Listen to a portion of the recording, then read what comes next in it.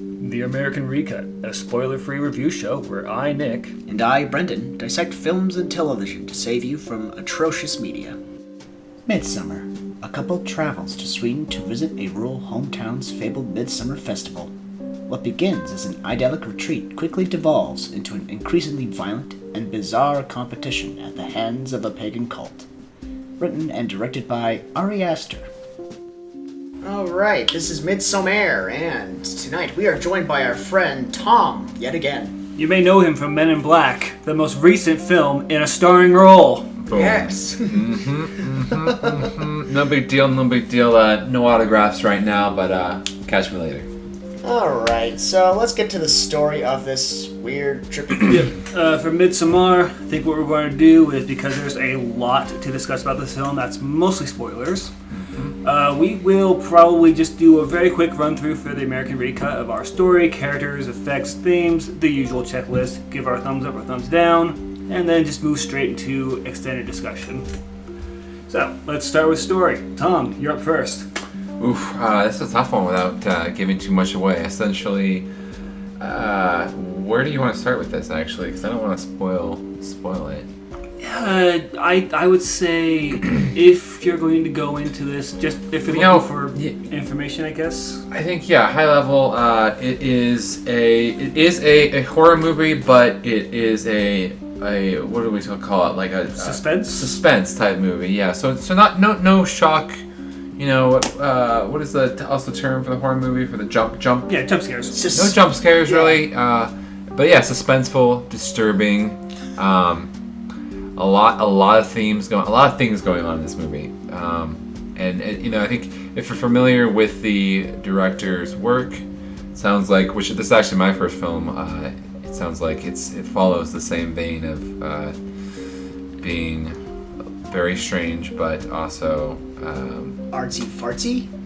Yeah, I would echo that as well. He has a kind of hybrid style in horror of having this very kind of slow-paced, slow-burn horror that's much more based on building up the horror rather than doing jump scares. But he also kind of goes very far in the artsy-fartsy category. So that's what you can more or less expect from the story. I would say that I think that in this particular case, it was an improvement over his previous two films story-wise. I won't say more than that. I think that it was one of his better stories he's told through these movies. I'll agree. This, of the three movies Ari Aster has done so far, this was the better one, in my opinion.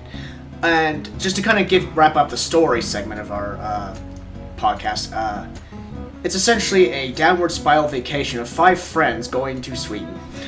That's as far as we need to go for that. Beautiful.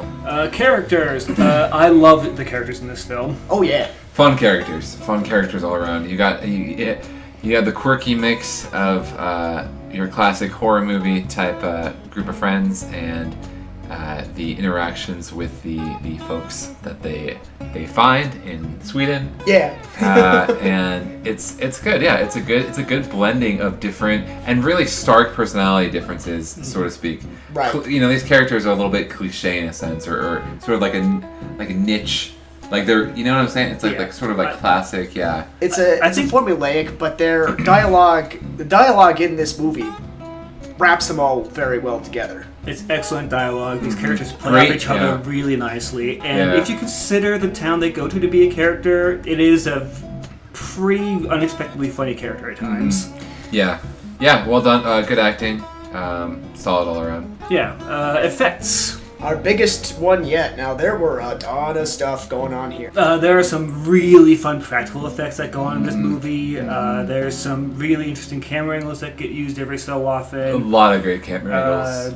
Music. A lot of great shots. Sound effects were amazing. A lot of great sound effects. It really sets the scene, I think, for each part of the movie. The things that you hear, even in the background sometimes, really well done. Yeah. Absolutely. The effects are a masterclass. This has kind of been Ari Aster's kind of signature style in a way, is how his complete mastery over things like the tone, the